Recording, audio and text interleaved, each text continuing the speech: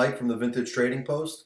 I wanted to thank all you guys for viewing and giving me some good criticism on my last show. A lot of things were brought up, some good criticism, some interesting criticism to say the very least, some questions and some comments. Um, One thing that got brought up that was pretty interesting, and I wanted to make a show about it. So let's just recap what happened in the last one. The last one I talked about values and what I feel is causing the values to shoot up. I talked about how this game turned into a great hobby and how it's getting up to the point of sports card collecting. And then I touched on the grading aspect of it and how that's the new trend. So, with that all said, I want to get into a new topic, and that is it's something that's bothered me, in fact, since I got into the graded collecting, and that is a lot of members saying that cards are not worth grading if they don't get the high mark. You know, if they don't get that high grade, if they don't get the 9.5, it's not worth grading. Also, certain sets, I hear a lot of guys say, oh, Alpha, Beta, Arabian Nights, and Antiquities, anything else, oh, I'm sorry, and Legends, anything else, it's not worth grading, and that's not true either, in my opinion. So I want to talk about this a little bit.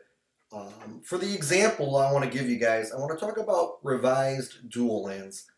I know that a couple guys in the group, Sean and JT, myself, a couple other guys in the group, we've been buying and selling and trading revised dual lands. And I want to show you guys that grading cards, there's nothing wrong with grading cards, even if it's not going to get that 9.5. In 93, 94 Magic cards, guys, I mean, use common sense when you're looking at these cards. I mean, if it's been heavily played, moderately played, even lightly played, chances are you don't want to send it in to get graded. But if you got something that's extremely lightly played or near mint, and then obviously mint, I would probably send that in. I don't worry about getting the lower grades. In no way am I an expert at grading, but I'm getting pretty good at it. I'm usually within a half a grade when I'm guessing at them. So again, take it for what it's worth. You get a 7.5 on a Arabian Nights drop of honey. That's not really that bad of a problem. You get an 8 on a Maestro's Workshop. That's really not a big deal. You're still going to make your money, guys. So let's get into this, okay? I'm going to use revised dual lands as an example to try to prove my point.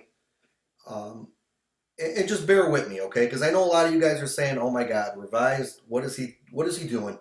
Revised duels, the print run was astronomical, and it was. I mean, we're talking millions of cards out there in revised. But with the way the market's going right now, I want to show you guys what I did from January of 2017. February of 2017 to January 31st of 2018. In a 12-month period, here's what I did.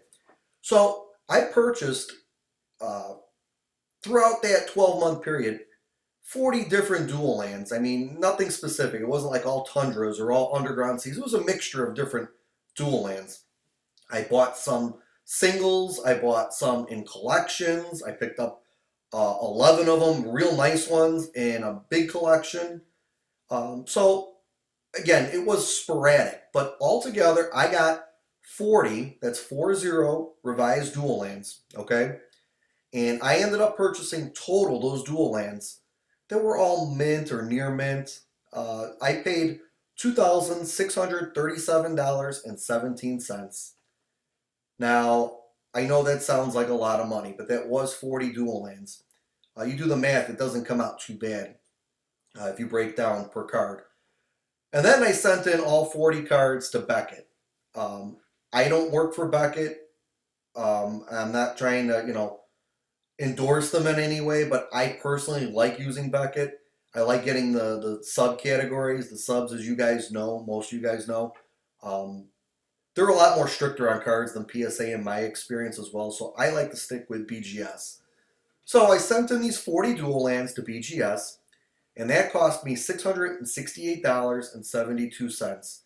Again, Certain ones were a little cheaper than others because I sent them in with a larger order. Some of them were sent in by themselves, so they were a little bit more expensive. But altogether, uh, from February 1st of 2017 through January 31st of 2018, I spent $668.72 on grading 40 dual lands, revised dual lands. So altogether, I'm out just off the cost of the cards and the cost of the Beckett grading fees. I'm out $3,305.89. That's a lot of money, guys. So let's talk about revised dual lands and some of the guys talking and telling other guys in the group, you know what, if it's not going to come out a 9.5, don't bother getting it graded. And, some people even say, why even bother with revised dual lands? Well, let me get into this now. I sent in those 40 dual lands, and when I got them back, I got the following. I got one of those dual lands came back 6.5. Horrible. I think it was the surface on that one that killed me. That was on a bayou. Something on the back that I didn't even catch, and it really killed the grade. I got high grades in the other ones, but whatever. The other subs for that card. So I got 1 6.5.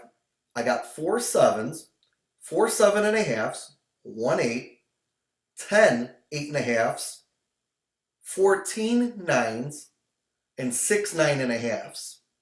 Altogether, 40 cards. Again, 6 9.5s, 14 9s, 10 8.5s, 1 8, 4 7.5s, 4 7s, and 1 6.5. Not too bad. So let's suck this all up and let me get to my point now. So the cost of my cards and my fees were $3,305.89. Well, I sold all 40 of those cards within that 12-month period. I ended up selling all those cards for $9,533.72. Some of you guys in the group know because you guys bought the cards from me. Now you guys are trying to figure out the math, and I'm showing it on this graph here. I made $6,227.83. Guys, even if you subtract some minor eBay fees, I sold a couple of them on eBay. Some of the PayPal fees, which most of them were just friends and family gifts, if you would. So there really wasn't a whole lot of those fees. After it's all said and done, guys, that's a huge number. I mean, I made up for what I put in for it. I made up for the Beckett grade, and I still made over $6,000 in profit in a 12-month period just on revised dual lands. And you know what I did? I took that money, and guess what I invested it in, guys? There you go. I picked up 4 9.5 tabernacles with that money. I think it cost me $6,400, so I was out maybe $160. But overall, that took care of most of the cost of my tabernacles. Again, guys, when I sold these dual lands was prior to the major spike of recently, and when I bought my tabernacles, it was obviously before the spike too. But this is just a point I'm trying to make to you guys that, guys, any card you get, you can make money off of it. Obviously, you don't want that 6.5 like I sent in, and again, I feel bad because I didn't catch that. So you got to look at these cards. Get a jeweler's loupe. Check the centering, check the corners and the edges. I mean, if you have use just some common sense with it, guys. Okay, forget revised dual lands now. I mean, just think about it. Arabian Nights, Antiquities, Legends, obviously Alpha and Beta. I mean, me personally, if I get anything that I think is over a 7 with Alpha, I'm sending in to get graded because that's just Alpha. I mean, it's Alpha. You can't go wrong with it. Beta, I'm a little bit more strict on, and obviously anything newer I am. And now I hear some guys talking. Somebody made a comment. What about like some of these Silver Age sets? Mirage, Stronghold, Exodus. Guys, yes, I'm grading some of the newer cards. I'm grading Gaia's Cradles from Saga. I'm grading City of Traders, Survival of the Fittest, Mox Diamonds, Lion's Eye Diamonds. Yes, I know the population out there, just the print numbers are humongous. But whether you realize it or not, guys, a lot more people are starting to buy these cards and sending them in to get graded. I just wanted to get a play set of each. That's why I did it. I really don't care. I didn't spend that much. Most of mine came from sending in and getting graded myself. So again, to each their own. Silver Age sets, I don't know. I would start stocking up on some of the mint cards and holding on to them for a little bit, as I am starting to see the prices go up. Even in the graded cards of those, the cradles and whatnot are starting to go up. Right now, I'm not telling you to run out and go get those graded. That's not what I'm saying. But what I'm saying is anything with 93, 94, guys, don't hesitate. I mean, if you think you're going to get a decent grade, send it in. If you don't get that 9.5 or 9 or whatever you were shooting for, throw it up on eBay. You're going to make more than what you paid for it. I mean, I would hope so. If you've spent a lot of money on it, maybe you don't want to get it graded. But you know what I'm saying? I mean, if you didn't spend a whole lot and you think it was a good deal, you bought a good collection, you got some nice cards, send them in and then flip them. Take that money, reinvest it, and buy what you originally wanted. Little time consuming. There's some tax implications to it. But nonetheless, guys, you ain't going to go wrong. And that's what I wanted to talk about, guys, because I know that some people are making some comments about why would you send this card in to get graded and whatnot. And that's the reason why, guys. I got over $6,000 in profit off of revised dual lands that I flipped into 4 9.5 tabernacles. You guys know what the value of a tabernacle is right now. I mean, it's insane. It's got to be around 10, 12, 15 grand for those 4 cards now. It's all about upgrading your collection.